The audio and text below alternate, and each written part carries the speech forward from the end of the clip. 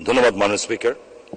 আমি আমাদের অত্যন্ত সুযোগ্য মন্ত্রীর মাধ্যমে আমি প্রথমে কৃতজ্ঞতা প্রকাশ করতে চাই আমাদের জাতির পিতার কন্যা মাননীয় প্রধানমন্ত্রীর কাছে, যে আপনি নিজে অনেকবার গেছেন, যে আমাদের ডিএনডি প্রকল্প যে কাজটি আপনি এখনো চলমান আছে, যেখানে নারায়ণগঞ্জে প্রায় 20 থেকে 25 লাখ লোক পানিবন্দী থাকে, পানি বলা যাবে না, বিষাক্ত পানিবন্দী ছিল। সেখানে জাতির পিতার কন্যা তার নিজস্ব তত্ত্বাবধানে ওখানে 1300 কোটি টাকা অনুদান দিয়েছেন, যার কাজ শেষ পর্যন্ত ঠেকেছে।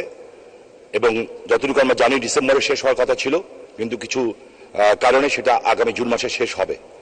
যেটুক টাকা 1300 কোটি টাকা বরাদ্দ দেওয়া হয়েছে, সেই টাকায় যেভাবে আপনি পরিকল্পনা নিয়েছিলেন, সেই পরিকল্পনা কি বাস্তবায়ন করতে পারবেন, নাকি কিছু টাকার জন্য জিনিসটা আবার অসমাপ্ত থেকে যাবে? এইটা আপনার কাছে আমি সদয়, আপনি যদি দয়া করে আমাকে জানান, আমি কৃতজ্ঞ থাকবো। ধন্যবাদ মাননীয় স্পিকার।